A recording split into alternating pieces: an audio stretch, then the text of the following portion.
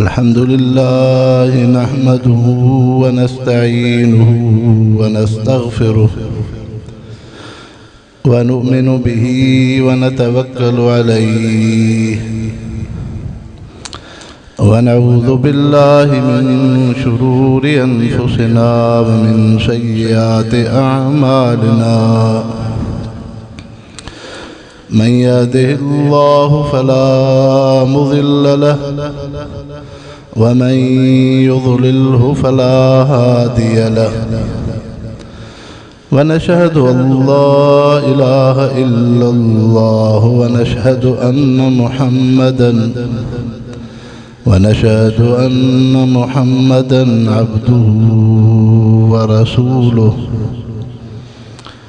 अम्मा बाद फ़अऊज़ु बिल्लाहि मिनश्शैतानिर्रजीम बिस्मिल्लाहिर्रहमानिर्रहीम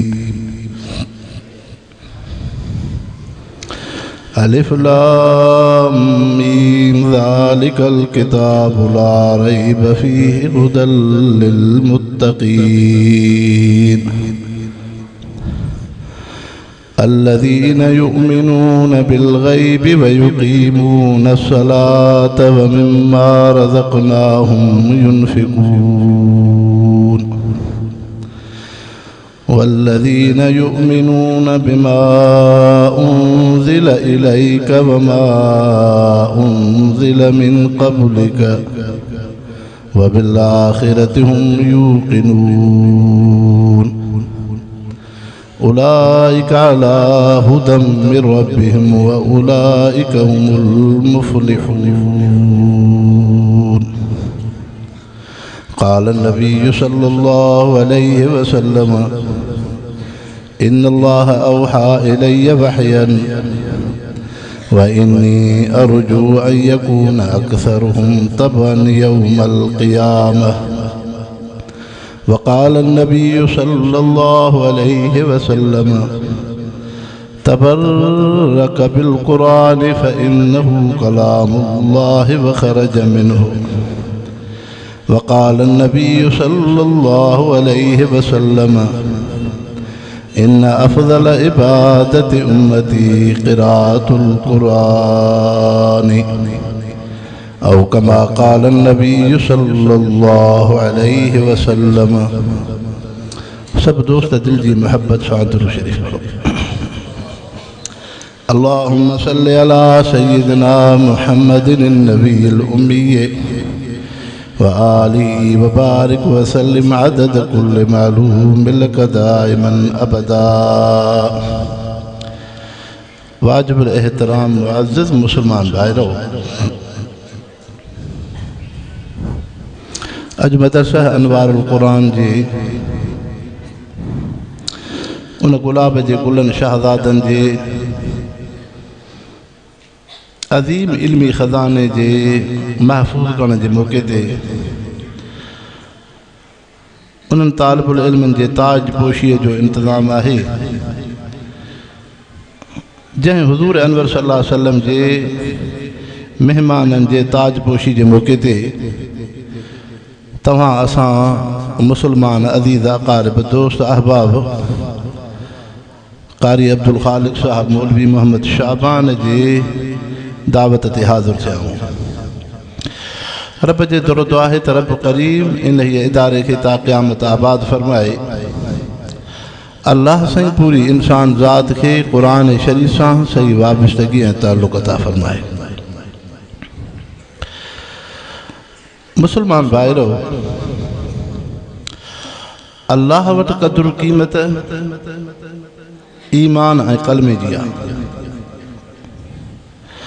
हिकिड़ो उहो इंसान जेको दुनिया जे तायुश आयश में रहे थो, आसाइशूं लज़तूं अथसि, लेकिन ईमान कलमो नाहे, अहिड़े गैर मुस्लिम इन काफ़िर जी क़द्र क़ीमत रब ऐं रसूल वटि ज़रे बराबर बि नाहे। ॿिए पासे खां उहो इंसान आहे जेको ज़िंदगी सादी थो गुज़ारे, अल्लाह रसूल जे हुक्मनि जे मुआफ़िक़ ज़िंदगी थो गुज़ारे, पर उन दुनिया जे लज़तुनि सां शौक़ु न रखियो, इन इंसान जी क़द्र ऐं क़ीमत रब ऐं रसूल वटि वधीक आहे।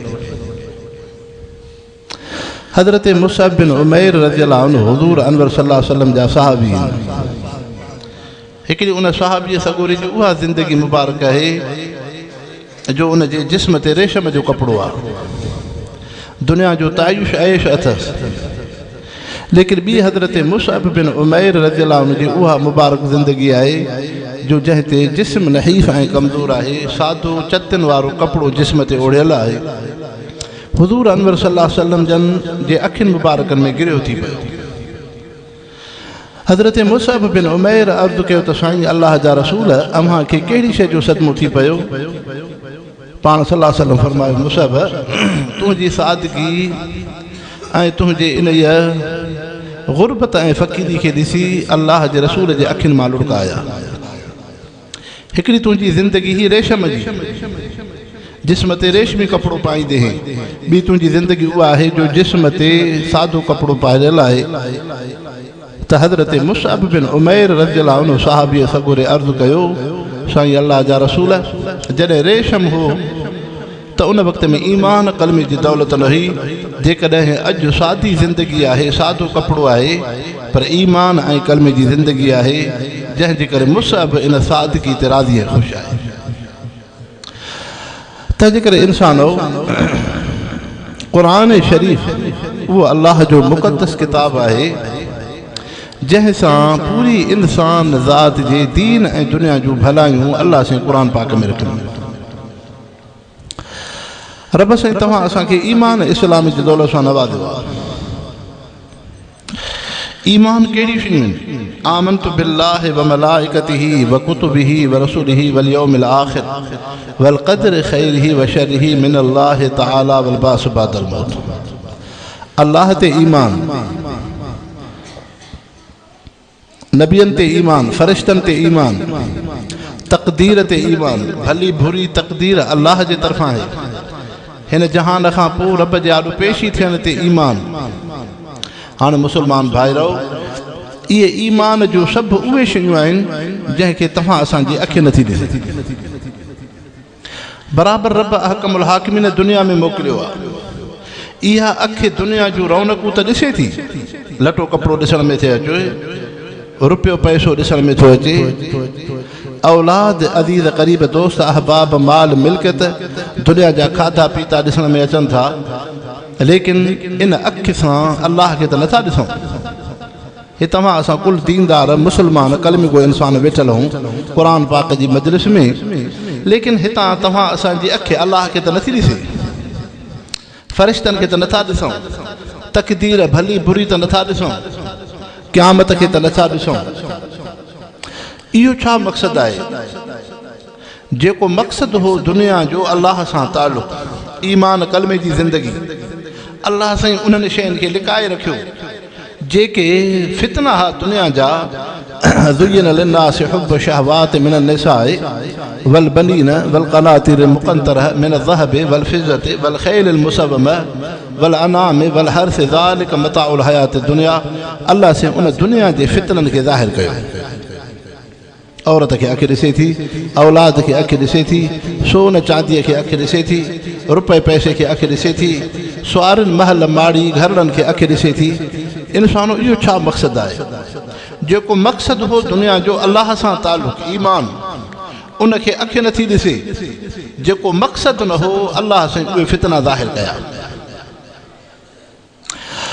हाणे इन में रब साईं इंसान खां इम्तिहान थो वठे त ही मोमिन बानो जॾहिं मां रब सां ईमान कलमे जी दावा थो करे त मां रब जो बानो आहियां, मां सचो इंसान आहियां, रब साईं मुंहिंजी दिलि में तो सां मोहबत है, मां कलमे को इंसान आहियां, ला इलाहा इल्लल्लाह मुहम्मदुर रसूलुल्लाह जो इक़रार थो करे। हाणे रब साईं इन मोमिन मुस्लमान खां इम्तिहान थो वठे जो हिन खे दुनिया जूं शयूं ज़ाहिर करे ॾिनई, ईमान जूं शयूं अल्लाह सां लिकायूं आहिनि। रब साईं ॾिसे थो त इहो मोमिन बानो ईमान ते केतिरो मज़बूत आहे। पोइ जॾहिं दुनिया में ईअं हूंदो आहे त हिकिड़ो इंसान कंहिं डिग्री का हासिल कंदो, को SP थींदो, को कंहिं वॾे उन उहिदे मनसब ते पहुचंदो आहे पोइ उनजो इम्तिहान थींदो आहे इम्तिहान खां बाद उनखे उहिदो मनसब मिलंदो आहे जॾहिं मोमिन बानो इम्तिहान में कामयाब अची वियो त रब साईं हिनखे जन्नत जी बादशाही ॾिनी बशिर लज़ीन आमनू व अमिलु सालिहात बिअन्न लहुम जन्नातिन तजरी मिन तहतिहा अल-अनहार ऐं पैगंबर करीम सल्लल्लाहु अलैहि वसल्लम इन्हनि मुस्लमाननि मोमिननि खे ख़ुशख़बरी ॾे जन ईमान क़ल्ब जी ज़िंदगी गुज़ारी त इन्हनि जे लाइ अॻियां जन्नत जूं नेमतूं आहिनि क़ुरान शरीफ़ में रब साईं ईमान कलमे जो इनाम छा बयान कयो इनाम बयान के उलाइका अला हुदन मिन रब्बिहिम व उलाइका हुमुल मुफ़्लिहून रब साईं फरमाए थो त जिन में ईमान आहे नेक अमल आहिनि इहे इंसान हिदायत ते आहिनि ऐं इहा ई असली फलाह ऐं कामयाबी आहे बज़ाहिर इंसान त ईअं थो सम्झे त रुपयो पैसो वॾी फलाह आहे वॾी हिन इंसान जी ज़िंदगी ॾाढी भली थी गुज़रे जो घरड़ो भलो अथसि दुनिया जो ऐश लज़तूं अथसि पर रब अहकमुल हाकिमीन क़ुरान शरीफ़ में इनखे फलाह कामयाबी नथो चए छो जे रुपयो पैसो दुनिया फलाह ऐं कामयाबी हुजे हा त पोइ जॾहिं इंसान फ़ौत थो थिए त हिन सां गॾु रुपयो पैसो दुनिया गॾु हुजे पर उते हिन सां दुनिया जूं शयूं गॾु कोन्हनि ईमान ऐं कलमो गॾु आहे नमाज़ इंसान सां गॾु आहे क़ुरान शरीफ़ इन सां गॾु आहे अल्लाह जो ज़िक्र हिन सां गॾु आहे मालूम थियो त असुल कामयाबी इहा ई आहे इंसान खे ईमान ऐं इस्लाम ऐं कलमे जी नेमत हुजे हज़रत बायज़ीद बुस्तामी रहमतुल्लाह अलैह बायज़ीद बुस्तामी अल्लाह जा नेक सालिबाना थी गुज़रिया आहिनि ही उहो अल्लाह जो नेक सालिबानो हो जंहिं पंहिंजी मलफ़ूज़ात में फरमायो आहे त जेको गैर मुस्लिम को काफ़िर को बदकार मुंहिंजे चेहरे खे ॾिसंदो रब उनखे ईमान ऐं हिदायत नसीब कंदो ईमान ऐं हिदायत नसीब कंदो अहिड़ा अल्लाह जा नेक सालिबाना जो उन्हनि खे हिकिड़ो गैर मुस्लिम काफ़िर ॾिसे त ईमान नसीब थिए जे हुज़ूर अनवर सल्लल्लाहु अलैहि वसल्लम जी मुबारक ज़िंदगी आहे अब्दुल्लाह बिन सलाम यहूदन जो मौलवी आहे जॾहिं पैगंबर करीम सल्लल्लाहु अलैहि वसल्लम जो चेहरो अनवर ॾिसे थो चवे थो अरिफ़ तो अन वजहु उल्क़ियल इस्लाम फ़ी क़ल्बी ॼण इस्लाम मुंहिंजी दिलि में अची वियो हुज़ूर पाक सल्लल्लाहु अलैहि वसल्लम जे चेहरे जे ॾिसण सां इस्लाम ऐं कलम जी दौलत नसीब हज़रत उमर फारूक रज़ियल्लाहु अन्हु पंहिंजे ख़िलाफ़त जे ज़माने में जॾहिं फ़लस्तीन फ़तह थो थिए त बैतुल मुक़द्दस जी कुंजी हिकिड़े यहूदीअ वटि आहे हज़रत अबू उबैदा रज़ियल्लाहु अन्हु सहाबीअ सां यहूदी शर्त थो करे त तव्हांजो ख़लीफ़ो मां ॾिसां उहो उमर कहिड़ो आहे जेको मदीने खां अहिड़ा लश्कर मोकिले थो जेको दुनिया ते फुतूहात थिए थी इस्लाम जी इस्लाम जो ग़लबो थींदो वञे थो हज़रत उमर रज़ियल्लाहु अन्हु जन आया त हाणे उहो यहूदी सहाबीअ सॻोरे खां पुछे थो जेको उठ ते मथे वेठो आहे इहो हज़रत उमर आहे चए न इहो ग़ुलाम ऐं नौकर आहे जेको मुहार खां वठी अचे थो इहो हज़रत उमर आहे त हज़रत उमर रज़ियल्लाहु अन्हु जो चेहरो अनवर ॾिठईं हाणे उन यहूदीअ अर्ज़ु कयो त साईं मुंहिंजो शर्त हो त मां उमर ॾिसां पर उमर तोखे ॾिसी करे मुंहिंजी दिलि में इस्लाम जी मोहबत कलमे ईमान जी मोहबत अची वई तुंहिंजे हथ ते कुंजी पोइ रखंदुमि अॻ में मूंखे मुस्लमान कर हज़रत उमर जे हथ ते उहो इंसान कलमो थो पढ़े ईमान थो आणे इंसानो अहिड़ा अल्लाह जा नेक सालिबाना हूंदा आहिनि हज़रत मौलाना अशरफ अली साहब थानवी रहमतुल्लाह अलैह हज़रत अशरफ अली साहब थानवी रहमतुल्लाह अलैह ये हज़रत अमरोटी साईं रहमतुल्लाह अलैह जे हम असर हज़रत अमरोटी साईं रहमतुल्लाह अलैह जन जी ख़िदमत में अचे थो इहो आलिम दीन हज़रत उबैदुल्लाह सिंधी रहमतुल्लाह अलैह सां जॾहिं हज़रत अमरोटी साईं जी ख़िदमत में वेठो मौलाना सिंधी साहब के फरमाए त सिंधी साहब ही उहो अल्लाह जो वली आहे जंहिंजे विलायत जो वॾो मक़ाम ऐं मर्तबो आहे जेको हिन जे मजलिस में वेहे त अदब बि ओड़ो करे तंहिंजे करे मूंखां अहिड़ो इन मक़ाम जो अदब न थी सघंदो तंहिंजे करे मां तोखे चयो हुउमि त 3 ॾिहाड़ा रहंदुसि हाणे मां 3 ॾिहाड़ा नथो रही सघां इहो हज़रत मौलाना अशरफ साहब थानवी रेल में सफ़र थो करे हिकिड़ो अंग्रेज़ साम्हूं वेठो आहे सूट पैंट सां गैर मुस्लिम इंसान आहे मानीअ जो वक़्तु आयो मौलाना थानवी रहमतुल्लाह अलैह बि पंहिंजी मानी साम्हूं रखी अंग्रेज़ बि साम्हूं रखी कॾहिं ईअं हूंदो आहे तव्हां असां मुस्लमान रब जो रिज़्क़ खाईंदा आहियूं पोइ गिरह खणंदा आहियूं कॾहिं उहो गिरह लुकमो हथ खां हेठि छॾाइजी वेंदो आहे हेठि किरी पवंदो आहे हज़रत हुज़ैफ़ा रज़ियल्लाहु अन्हु यमानी नबी पाक सल्लल्लाहु अलैहि वसल्लम जा सहाबी जॾहिं रूम जे इलाइक़े में विया हज़रत उमर साईं जी ख़िलाफ़त में यहूदन सां मुज़ाकरात जे लाइ यहूदन जा वॾा वॾा सरदार अॻवान वेठल आहिनि उते हुज़ूर सल्लल्लाहु अलैहि वसल्लम जो सहाबी हज़रत हुज़ैफ़ा बिन यमानी रज़ियल्लाहु अन्हु बि सहाबी बि वेठो आहे। इत्तिफ़ाक़ अहिड़ो थी पियो जो सहाबीअ जे हथ खां गिरहड़ो हेठि किरी पियो त सहाबीअ सॻोरे उन गिरह खे दस्तरखान तां खणी साॻो पंहिंजे वात में रखियो। मथां जेको ख़ादिम बीठो हो उन हज़रत हुज़ैफ़ा सहाबीअ खे ठूठ आई त सहाबीअ सॻोरे ॾिठो त छा आहे, चयसि त हुज़ैफ़ा तोखे ख़बर कोन्हे तूं हिन सरदारनि दुनिया जे इज़त वारे इंसाननि जी कचहरी में वेठो आहे। अहिड़ी मजलिस में हथ खां गिरह जेको किरी पए ऐं दस्तरखान तां खड़ी खाइणु इहो ऐब सम्झिबो आहे। हे दुनियादार तुंहिंजे मथां टोप ठठो लॻंदा त हे मुस्लमान सहाबी एतिरा सादा आहिनि जो किरियल दस्तरखान ते गिरह बि खणनि था। त हज़रत हुज़ैफ़ा सहाबी अजीब जवाबु ॾिनो, अतरुक सुन्नत हबीबी लिहाज़िहिल हुमक़ा, छा मां हिननि बेवकूफ़नि जे करे महबूब मुस्तफ़ा जी सुन्नत खे छॾियां। हुज़ैफ़ा टोक ठठोल बर्दाश्त करे थो सघे, मोहम्मद मुस्तफ़ा जी सुन्नत खे नथो छॾे। मुस्लमानो अहिड़ो ईमान हो, अहिड़ो ईमान हो, हुज़ूर सल्लल्लाहु अलैहि वसल्लम सां अहिड़ी निस्बत ताल्लुक़ हो जो दुनिया जी काई परवाह कोन्हे। ला यख़ाफ़ून फ़िल्लाहि लौमत लाइम। जेकॾहिं को इंसान दीन जे करे टोक ठठोल करे त भल टोक ठठोल थिए, लेकिन मोहम्मद मुस्तफ़ा जी सुन्नत खे अहमियत त ईअं हज़रत थानवी रहमतुल्लाह अलैह अंग्रेज़ साम्हूं वेठो आहे, उन जे हथ खां गिरह किरी पियो। हाणे जॾहिं गिरह किरियो त उन जे पेर में जेको बूट पातल हो उन बूट सां हेठि सोरियो, कुर्सीअ जे हेठां, रेल में कुर्सियूं हूंदियूं सीटां हूंदियूं आहिनि, सीट जे हेठां सोरियईं त हज़रत थानवी रहमतुल्लाह अलैह जन ॾिठो त हीअ त अलाह जे रिज़्क़ जी बेअदबी थो करे। जेको ख़ादिम हुन रफ़ीक़ सफ़र उनखे फरमायो त पुट इहो जेको गिरह हेठि किरी पियो आहे न, जेको हिन इंसान पेर सां लताड़ियो आहे, इहो गिरह मूंखे साफ़ धोई करे ॾे त मां इहो खाईंदुमि। हाणे उहो मुस्लमान धोए थो, अंग्रेज़ इहो मंज़र ॾिसे थो गैर मुस्लिम त हे अजीब मुस्लमान आहिनि। जेको गिरह मुंहिंजे हथ खां किरी पियो, जंहिंखे मां बूट सां लताड़ियो आहे, हे मुस्लमान उनखे हथ सां खणी धोई पोइ साफ़ करे हज़रत मौलाना थानवी रहमतुल्लाह अलैह जी ख़िदमत में पेश कयईं। मौलाना थानवी रहमतुल्लाह अलैह बिस्मिल्लाह रहमान रहीम पढ़ी सॼे हथ सां वात में रखियो। अंग्रेज़ जो मंज़र ॾिसे पियो। हाणे उन अंग्रेज़ गैर मुस्लिम चयो त मौलवी साहब इहो तूं छा कयो, जेको गिरह मुंहिंजे हथ खां हेठि किरी पियो तूं इहो खणी करे वात में रखियो आहे। त हज़रत मौलाना थानवी रहमतुल्लाह अलैह फरमायो, मुस्लमानो, चए मां मुस्लमान आहियां, मां कलमो पढ़ियो आहे, मूंखे पंहिंजे मोहम्मद मुस्तफ़ा जे सुन्नत सीरत ते हलणो आहे।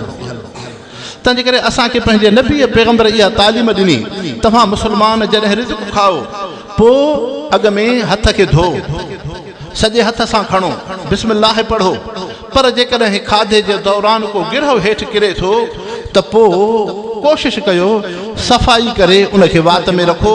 तव्हां में ॿ ख़ूबियूं थींदियूं, हिकु त तव्हां में तकबुर ऐं वॾाई पैदा न थींदी। जेको इंसान दस्तरखान कॾहिं गॾिजी मानी खाईंदा हूं, उते को गिरह मानीअ जो ज़रो किरी पियो आहे, इंसान जेकॾहिं इहो खणंदो सुन्नत तरीक़ो आहे त इंसान में तकबुर ऐं वॾाई पैदा न थींदी। तंहिंजे करे रब खे तकबुर पसंदि कोन्हे, रब खे तवाज़ु ऐं निवड़त पसंदि आहे। ॿियो हुज़ूर सल्लल्लाहु अलैहि वसल्लम फरमायो त मतां खाधे जो नूर बरकत इन किरियल गिरह में हुजे। खाधे जो नूर बरकत मतां इन किरियल गिरह में हुजे, तंहिंजे करे उहो तव्हां मुस्लमान खणी करे खाईंदा कयो। त मौलाना थानवी रहमतुल्लाह अलैह उन अंग्रेज़ खे फरमायो त अॼु मूंखे वॾी ख़ुशी थी पई जो मां जहिड़े गुनहगार मुस्लमान खां महबूब मुस्तफ़ा जी सुन्नत अदा थी आहे, महबूब मुस्तफ़ा जी सुन्नत अदा थी पई। इन अमल खे ॾिसी हज़रत थानवी रहमतुल्लाह अलैह जी ख़िदमत में उन अंग्रेज़ अर्ज़ु कयो, पोइ जॾहिं तव्हांजो दीन इस्लाम तव्हांजे नबीअ जी तालीम एॾी आहे जो तव्हां मुस्लमान पंहिंजी इज़त खे पंहिंजे नबीअ जे हुकुम ऐं सुन्नत ते क़ुर्बान था कयो, जेको तव्हांखे एॾो अख़लाक़ तवाज़ु निवड़त थो सेखारे, तंहिंजे करे हथड़ो वधाए त तुंहिंजे हथ ते मां कलमो पढ़ी मुस्लमान थियां। त मुस्लमानो, हज़रत बा यज़ीद बुस्तामी रहमतुल्लाह अलैह इहे अल्लाह जा नेक सालिबान आहिनि, जंहिंजे चेहरे खे ॾिसी इंसान कलमो पढ़ी मुस्लमान थियो। तव्हां असांजी सिंध धरतीअ ते बि अहिड़ा आलिम थी गुज़रिया आहिनि। हज़रत अब्दुर्रहमान सखरवी रहमतुल्लाह अलैह सखर में रहंदो हो, पोइ इहो उहो अल्लाह जो नेक सालिबान हो, हिन खे अवेसी ख़िलाफ़त हो। उहे हिंदू वाणिया गैर मुस्लिम बंदरगाह ते अचनि, ही नेक सालिबान हो, उन्हनि ते नज़र करे बेहोश थियनि, घड़ीअ खां बाउंद होश अचनि त कलमो पढ़ी मुस्लमान थियनि। ईअं हज़ारे गैर मुस्लिम हिंदू हज़रत अब्दुर्रहमान सखरवी रहमतुल्लाह अलैह जी निगाह सां कलमो पढ़ी मुस्लमान थी। इन ही आलिम दीन जी ख़िदमत में तव्हां असांजा मुर्शिद मुरबी हज़रत ताज महमूद अमरोटी नवर अल्लाह मरकज़हू आया जॾहिं क़ुर शरीफ़ था पढ़नि। अॼु क़ुर पाक जी मजलिस में वेठा आहियूं न, हे मासूम ॿार क़ुर शरीफ़ था पढ़नि। ईअं हज़रत अमरोटी साईं ताज महमूद अमरोटी नवर अल्लाह मरकज़हू जी उमिरि मुबारक इहा आहे जो क़ुर शरीफ़ था पढ़नि, अञा बालिग़ न आहिनि। उस्ताद अब्दुल कादिर इंढर रहमतुल्लाह अलैह जन उन्हनि खे उन मौलाना अब्दुल रहमान जी ख़िदमत में ख़तरो ॾेई मोकिलियो। जॾहिं हज़रत अब्दुल रहमान सखरवी जी नगाह नज़र हज़रत अमरोटी रहमतुल्लाह अलैह जे मथां पई, चेहरे ते हथड़ो घुमाए भाकुर पातऊं, कचहरीअ में वेठल मुसलमाननि खे फरमायूं, मुसलमानो अॼु मुंहिंजे अखियुनि अहिड़ो ॿारड़ो ॾिठो आहे जंहिं सां हिन ख़िते ते दीन इस्लाम ॿीहर ज़िंदा ऐं आबाद थी। उहो हज़रत अमरोटी आहे जेको अंग्रेज़ सां मुक़ाबिलो थो करे। त हज़रत अमरोटी रहमतुल्लाह अलैह जी नज़र सां हज़रत अमरोटी साईं रहमतुल्लाह अलैह जी नज़र सां कई हिंदू गैर मुस्लिम कलमो पढ़ी मुसलमान थिया। कलमो पढ़ी मुसलमान थिया। हिकिड़ो गैर मुस्लिम अचे थो हिंदू आहे। हज़रत अमरोटी साईं रहमतुल्लाह अलैह जो चेहरो अनवर ॾिसे थो, इन इरादे सां अचे थो त हे अल्लाह जो नेक साले बानो आहे, मां हिन खां दुआ घुरायां, हिन खां दुआ घुरायां। माण्हू कई हूंदा आहिनि गैर मुस्लिम नेकनि सालिहनि बाननि जी ख़िदमत में ईंदा आहिनि, त पोइ दुआ जे इरादे सां अचे थो। जॾहिं हज़रत अमरोटी साईं रहमतुल्लाह अलैह जो चेहरो अनवर ॾिठई, चई त साईं तव्हां सां भाकुर पोइ पाइबो, अॻ में मूंखे कलमो पढ़ायो, अॻ में मूंखे कलमो पढ़ायो। कलमो पढ़ियईं, मुसलमान थी पियो। हाणे हज़रत अमरोटी साईं रहमतुल्लाह अलैह सां जॾहिं भाकुर पातईं त उन भाकुर में हज़रत अमरोटी रहमतुल्लाह अलैह जन उनखे अमानत ॾेई छॾी। फरमायो जाथों जो आहे उते वञी अल्लाह जे इन इंसान खे वञी रब जो नालो ॾसल। हज़रत अमरोटी रहमतुल्लाह अलैह जे ख़िदमत में फ़क़ीरनि अर्ज़ु कयो त साईं ही छा आहे, हे हिकिड़ो नओं मुस्लिम गैर मुस्लिम इंसान हो, असांजे साम्हूं कलमो पढ़े मुसलमान थियो ऐं तव्हां सां भाकुर पातई, तव्हां उनखे अमानत ऐं ख़िलाफ़त ॾेई छॾी, इन में छा हिकमत है? हज़रत अमरोटी साईं रहमतुल्लाह अलैह फरमायो त पुट हुयो त गैर मुस्लिम काफ़िर हुयो, पर इन इंसान कॾहिं बि हराम जो गिरह न खाधो है, हलाल ऐं महिनत सां रिज़्क़ कमायो है, पंहिंजो पेट पालींदो हो। तंहिंजे करे इन जे दिलि जो थांव साफ़ हो। जॾहिं हिन ते सिर्फ़ु कुफ़र जे करे उन ते हिजाब पर्दो हुयुसि, जॾहिं हिन कलमो पढ़ियईं उहो हिजाब पर्दो लहियुसि, दिलि जो थांव साफ़ हुयो, तंहिंजे करे अमानत उन थांव में रखी। पुट तव्हांजो थांव जॾहिं साफ़ थिए त मुसलमानो हलाल एॾी वॾी नेमत आहे। तॾहिं रब साईं फरमायो या अय्युहल्लज़ीना आमनू ला ताकुलू अमवालकुम बैनकुम बिल बातिल, ऐं मुसलमानो हराम न खाओ, रुश्वत सां, चोरीअ सां, ख़यानत सां, मकर फ़रेब सां, ज़ुल्म ज़्यादतीअ सां अहिड़ो गिरह रिज़्क़ न खाओ। मुसलमानो सम्झो, अल्लाह साईं तव्हां असांखे इबादत जो हुकुम कयो आहे त रब जी इबादत कयो, नमाज़ पढ़ो, क़ुर पढ़ो, ज़िक्र कयो। अहिड़े तरीक़े सां हाणे इंसान जा जेके उज़व आहिनि, अखि जी नेमत, ज़ुबान जी नेमत, कननि जी नेमत, हथनि जी नेमत, पेरनि जी नेमत, जिस्म जे उज़वे जी नेमत, हाणे इंसान जे पूरे जिस्म में रत गर्दश कंदी आहे। रत शामो ठहंदी आहे ग़िज़ा ख़ोराक मां। तव्हां असां इंसान जेको रब जो रिज़्क़ खाईंदा आहियूं, इन रिज़्क़ मां रत ठहंदी आहे। हाणे जेकॾहिं इंसान पाक खाधो खाईंदो, हलाल खाईंदो, त हिन जे उज़वनि ते जेका रत पहुचंदी, उन रत में ख़्याल चङा पैदा थींदा। अहिड़ी अखि में हया पैदा थींदो, अहिड़ी ज़ुबान में हया पैदा थींदो, अहिड़नि हथनि पेरनि में हया पैदा थींदो। अल्लाह जे घर महजी शरीफ़ ॾे अचण जी तौफ़ीक़ थींदी, क़ुर पाक पढ़ण जी तौफ़ीक़ थींदी, महबूब मुस्तफ़ा जे सुन्नत सीरत ते हलण जी तौफ़ीक़ थींदी। पर जेकॾहिं इंसान हराम खाईंदो, हराम जी नहूसत इहा थियसि त हिन जे जिस्म में जेका रत ठही उहा हराम खाधे मां ठही, जंहिंजे करे हिन इंसान खे नेक अमल जी तौफ़ीक़ न थी, नेक अमल जी तौफ़ीक़ न थी। तव्हां असांजे फ़िक़ह जा इमाम हज़रत इमाम आज़म अबू हनीफ़ा रहमतुल्लाह अलैह हिकु मजलिस में वेठल आहिनि, मुसलमान बि कचहरी में वेठल आहिनि। हाणे ॿारड़ा रांदि रूंद खेॾंदा आहिनि, नंढा ॿारड़ा रांदि रूंद खेॾंदा आहिनि, ईअं ॿार पिया बाल जी रांदि खेॾनि। इत्तिफ़ाक़ अहिड़ो थियो जो बाल खे कंहिं ॿारड़े जे धकु हयो त उहो बाल हज़रत इमाम आज़म अबू हनीफ़ा जे आॾो अची पियो। हाणे ॿारड़ा वेझो आया, ॾिठूं त ही आलिम दीन नेक सालियो इंसान वेठो आहे, हयाव ऐं अदब जे करे ॿारड़ा उतां बाल न पिया खणनि। पर हिकिड़ो नंढड़ो आयो ॿारड़ो, जंहिं जुरत करे उतां अची बाल खयो, जुरत करे बाल खयईं। इमाम आज़म अबू हनीफ़ा रहमतुल्लाह अलैह उन आलिम दीन अल्लाह जे वली उन मुसलमान जे बचड़े खे ॾिठो त हिन हितां बाल खयो आहे, कचहरी में वेठल मुसलमाननि खे फरमायई त भला हिन ॿार जे पीउ खे तव्हां मां केरु सुञाणे अथो? चयो हा साईं। फरमायो उनखे वठी अचो, हिन जे वालिद साहब खे वठी अचो। हिन जो अबो पीउ आयो त हज़रत इमाम आज़म अबू हनीफ़ा रहमतुल्लाह अलैह उनखे वाक़ियो ॿुधायो त हीअं ॿार रांदि पिया खेॾनि, बाल मुंहिंजे साम्हूं आयो, ॿिया ॿार बाल न खणण आया, तुंहिंजो छोकिरो अची उतां बाल खयो, पर हाणे मूंसां सच ॻाल्हाए त तोखां को गुनाह थियो आहे, इन गुनाह जो असरु हिन मासूम ॿार ते आहे। तोखां को गुनाह जो कमु थियो आहे, तूं उनजो वालिद साहब आहे, पीउ आहे, इन गुनाह जो असरु हिन मासूम ॿार ते आहे, तंहिंजे करे मूंसां सच ॻाल्हाए त तोखां गुनाह कहिड़ो थियो आहे। उन मुसलमान सोचे सोचे ॿुधायो त साईं ॿियो कुझु न आहे, रब साईं क़ुर पाक में मनो कयो त हराम न खाओ। मां पंहिंजे पेट में हराम जो गिरह रखियो, पोइ उन खां बाद घर वारी सां मुलाक़ात कई। उन मुलाक़ात जे उन नितफ़े मां इहो ॿारड़ो थी पियो त हज़रत इमाम आज़म अबू हनीफ़ा रहमतुल्लाह अलैह उन मुसलमान खे फरमायो, ओ जेको तूं हराम जो गिरह खाधो हो, उन जो इहो नुक़सान थी पियो जो तुंहिंजे हिन पुट में हया ऐं अदब न थी, हया अदब न आहे। तंहिंजे करे मुसलमानो